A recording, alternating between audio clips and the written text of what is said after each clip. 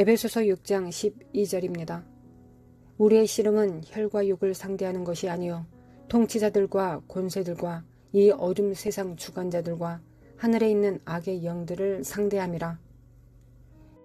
에베소서 6장 12절은 영적 싸움에 대한 바울의 교훈의 핵심 부분입니다.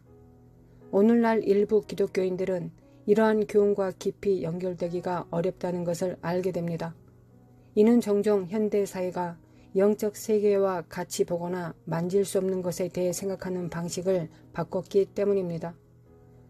그러나 바울은 우리의 싸움이 눈에 보이는 것에 대한 것이 아니라 영적 세계에 있는 강력한 세력에 대한 것임을 상기시켜 줍니다.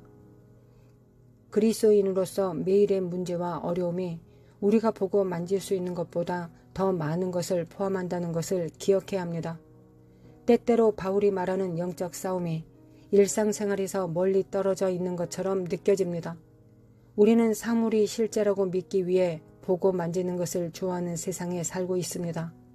이것은 우리가 영적 싸움을 보고 이해하는 것을 어렵게 만들 수 있습니다. 우리가 영적 전쟁에 참전한 군사와 같다는 것을 잊기가 쉽습니다. 육체적인 것만 생각할 때 영적인 세력이 하는 큰 역할을 보지 못할 위험이 있습니다. 이 문제를 해결하기 위해 우리는 바울의 메시지를 듣고 우리가 매우 실제적으로 진행 중인 영적 싸움의 일부임을 기억해야 합니다. 우리의 도전이 종종 보기보다 더 깊다는 것을 이해하고 자신을 준비하고 깨어있고 기도해야 합니다. 바울의 메시지를 온전히 이해하기 위한 우리의 투쟁은 종종 영적 사악함이 우리에게 얼마나 많은 영향을 미치는지 이해하지 못하는 데서 비롯됩니다. 바울은 우리에게 싸움을 시작하라고 말한 것이 아니라 우리가 인식하든 못하든 싸움이 이미 우리 주변에서 일어나고 있다는 것을 말하고 있습니다. 진실의 무게를 느끼고 우리가 그 싸움의 일부가 되기를 원하든 원하지 않든 기독교인으로서 그 싸움의 한복판에 바로 투입됩니다. 이 진실의 무게를 진정으로 느끼고 그에 따라 행동하기 위해 이것을 이해해야 합니다. 우리의 투쟁은 세상적인 문제에 대한 것이 아니라 하나님의 말씀과 법으로부터 우리를 떼어 놓으려는 세력에 대한 것입니다. 바울의 말을 진정으로 이해할 때 우리 주변에서 일어나고 있는 영적 전쟁을 충분히 인식하고 이 현대 세계에서 우리의 믿음대로 살 준비를 더 잘하게 될 것입니다. 저는 기독교 웹사이트에서 한 젊은 여성에 관한 이야기를 읽었습니다. 밤에 그녀의 방에서 키 큰 그림자를 보기 시작했고 그녀는 무서웠습니다. 이 그림자가 갑자기 나타났고 이유를 알 수 없었습니다. 그녀는 이상하거나 악한 일을 하지 않았습니다. 그러나 갑자기 이 그림자가 매일 밤 그녀의 방 구석에 서 있었습니다. 호텔이나 친구 집에서 자려고 할 때도 이 그림자는 여전히 나타나서 그녀를 지켜보았습니다. 무슨 일이 일어나고 있는지 친구에게 말했을 때 친구가 그녀를 비밀 그룹에 가입하도록 초대했습니다.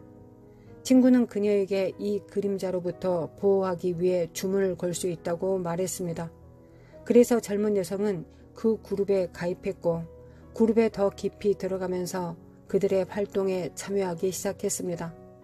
그림자는 잠시 동안 사라졌지만 항상 다시 돌아왔기 때문에 그녀는 그룹의 가르침에 더 깊이 들어가게 되었습니다.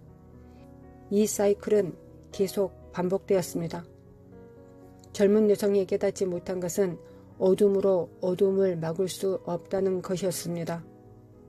마가복음 3장 24절에서 말하는 것처럼 만일 나라가 스스로 분쟁하면 그 나라가 설 수 없습니다. 그녀는 악으로 악과 싸울 수 없다는 것을 몰랐습니다.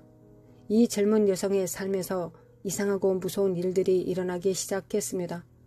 이러한 일들은 밤 10시에서 오전 5시 사이에만 일어났습니다. 그녀는 너무 무서워 낮에 잠을 자고 밤새 깨어있기 시작했습니다. 아무도 없는 집에서 발소리가 들리기 시작하면서 이 상황은 더욱 무서워졌습니다. 이 여성의 경험은 영적 싸움을 이해하고 올바르게 대처하는 것이 얼마나 중요한지를 보여줍니다. 어느 날 젊은 기독교인 부부가 그녀의 문을 열고 그녀와 믿음을 나눴습니다. 그녀는 이 기독교인들에게 자신의 시련에 대해 이야기했고 그들이 밤에 온다. 그들이 밤에 온다 라는 문구를 계속 반복했습니다. 그날부터 그녀는 비밀 그룹과 아무 관계도 하지 않게 되었습니다. 어두운 그림자는 다시 돌아오지 않았습니다. 4년 후 그녀를 그룹에 소개한 친구는 자신이 그녀의 삶의 그림자 형상이 나타나도록 주문을 걸었다고 인정했습니다. 악마가 얼마나 사악한지 보여주기 위해 이 이야기를 공유하고 있습니다. 악마는 당신을 자신의 세계로 더 깊이 끌어들이기 위해 무엇이든 할 것입니다. 저는 사탄이 어떻게 사람들의 삶에 있는 트라우마를 이용하여 발판을 마련할 수 있는지 목격했습니다. 이것을 완벽하게 보여주는 이야기를 우리 교회에 공유한 여성이 있었습니다. 깊이 사랑하던 할머니가 갑자기 세상을 떠났을 때 그녀와 어머니 둘 다 엄청난 슬픔 가운데 남겨졌습니다. 갑작스러운 상실과 충격으로 인해 그들은 위로와 할머니와의 연결을 간절히 원했습니다. 떠나간 사랑하는 사람과 의사소통을 제공하는 중간 매개체 심령술사를 그들의 마음에 받아들였습니다. 그들은 할머니에게 말하지 못했던 모든 말을 하기 위해 마지막 대화를 끝내기를 간절히 바랐습니다. 그러나 고통과 상실에서 낳은 이 결정은 성경의 가르침에 의하면 엄격히 금지된 길로 인도했습니다. 마귀는 교활하고 잔인합니다. 그들은 사람의 슬픔을 이용하고 믿음에 반하는 행동을 하도록 사람들을 구슬렸습니다. 사탄은 그들의 삶의 진입점을 찾기 위해 취약한 점을 이용했습니다. 사탄은 그의 사냥감을 위해 우리의 가장 깊은 슬픔을 악용할 수 있습니다. 악마는 사람들을 통제하고 고통을 줄 수 있는 능력을 가지고 있습니다. 사람들이 정말 무서운 것을 보게 할 수 있습니다. 천사와 악마 둘 다 초자연적인 일이 일어나게 할 수 있습니다. 요한계시록에서 천사들이 이 땅에서 많은 사건을 일으키는 것을 봅니다. 사도행전 16장 16절에서 귀신 들린 요종이 미래를 예측할 수 있었고 주인에게 많은 돈을 벌어다 주었습니다. 사도 바울은 그녀에게서 귀신을 쫓아냈습니다. 이것은 이 땅에서 일어나는 일들 중 일부가 초자연적인 방법으로 일으키는 천사나 악마의 일이라는 것을 보여줍니다. 사람들이 말하는 귀신들은 죽은 사람들이 아닙니다. 그것은 사람인 것처럼 가장하는 영적인 존재입니다. 예수님을 따르는 사람으로서 우리가 영적 전쟁 가운데 있다는 것을 이해하는 것이 중요합니다. 그러나 또한 우리가 무력하지 않다는 것을 아는 것이 중요합니다. 성경 에베소서 6장 10절부터 18절에서 바울은 하나님의 전신갑주에 대해 이야기합니다. 이것은 영적 전쟁에서 우리를 도울 수 있는 갑옷과 같습니다. 그것은 진리의 허리띠, 의의 호심경, 평안의 복음의 신, 믿음의 방패, 구원의 투구와 성령의 검, 곧 하나님의 말씀을 포함합니다. 이 모든 것은 악마의 괴계에 대항하여 우리를 강하게 하는 영적 진리를 상징합니다. 하나님의 갑옷은 단순한 상징이 아니라 행동을 촉구하는 것입니다. 진리, 의, 평안, 믿음, 구원과 하나님의 말씀은 단순한 관념이 아니라 우리가 매일매일 해야 하는 일입니다. 진리의 허리띠를 매는 것은 우리 자신과 다른 사람들 그리고 하나님께 정직하다는 것을 의미합니다. 우리는 악마의 거짓말을 거절해야 합니다. 의의 호신경은 하나님의 법칙을 따르는 선택을 하는 것을 의미합니다. 평화의 복음의 신은 하나님의 사랑을 나누며 다른 삶과 평화롭게 살도록 일깨워 줍니다. 믿음의 방패는 하나님의 약속과 우리를 안전하게 지켜주는 그분의 능력에 대한 우리의 강한 믿음입니다. 구원의 투구는 하나님의 영생의 약속을 기억하도록 도와줍니다.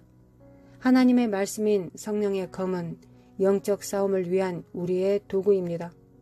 우리는 그것을 사용하여 거짓말을 거절하고 자신을 격리하고 올바른 길을 찾습니다.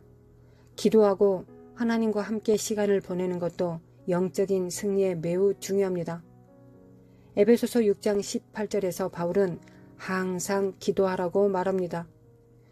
기도는 우리가 하나님께 말씀을 드리는 방법입니다. 그것은 우리에게 힘과 방향과 위로를 줍니다. 서로 돕는 것은 중요합니다. 자녀를 위해 기도하십시오. 사랑하는 사람들을 위해 기도하십시오. 기도가 우리 삶에서 하고 있는 것에 대해 진정으로 안다면 우리는 하나님의 자녀로서 더 많이 기도할 것입니다. 저주를 두려워할 필요가 없습니다. 사탄이나 다른 존재도 하나님이 하신 일을 취소할 수 없습니다. 하나님이 당신을 축복하신다면 아무도 그 축복을 되돌릴 수 없습니다. 하나님의 축복은 단순한 좋은 소망일 뿐만 아니라 우리에 대한 그분의 사랑, 보호, 그리고 약속의 강력한 확언입니다. 하나님이 당신을 축복하실 때 당신 주위에 보호막을 두시는 것과 같습니다. 우리에게 주시는 약속과 보호는 원수의 조주가 뚫을 수 없는 보호막을 우리 주위에 두시는 것과 같습니다. 하나님의 보호는 자녀들에게도 확장됩니다. 성경은 하나님을 믿는 자들의 자녀들에 대한 그분의 돌보심의 약속으로 가득 차 있습니다. 사도행전 2장 39절에서 성경은 그 약속이 부모로서 당신과 당신의 자녀를 위한 것이라고 말합니다. 부모로서 하나님과 동행하고 그분의 명령을 따를 때 자신의 영적 보호를 보장할 뿐만 아니라 자녀를 위한 하나님의 축복도 확실하게 합니다. 이것은 걱정이나 두려움의 때에 큰 위로를 가져다 줄 수 있는 강력한 진리입니다.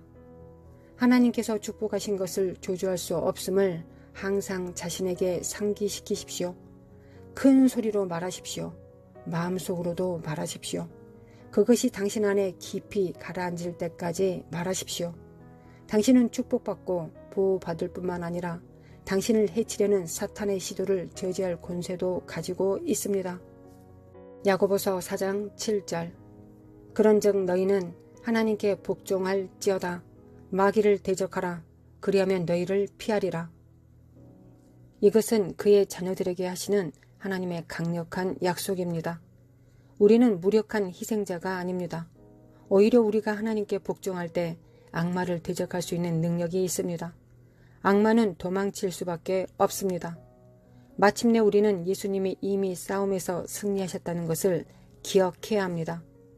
요한복음 16장 33절 이것을 너희에게 이르는 것은 너희로 내 안에서 평안을 누리게 하려 함이라. 세상에서는 너희가 환난을 당하나 담대하라. 내가 세상을 이기었노라. 그리스도인으로서 우리는 이기기 위해 싸우는 것이 아니라 이미 승리한 자리에서 승리를 집행하는 것입니다.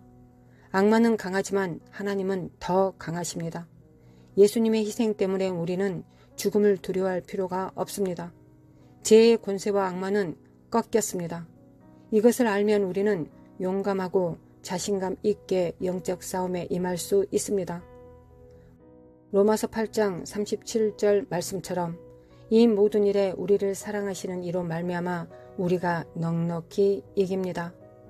우리의 일은 예수님이 이미 승리하셨다는 것을 알고 믿음을 굳건히 지키고 하나님의 전신 갑주를 입고 그분과 함께하고 계속 나아가는 것입니다.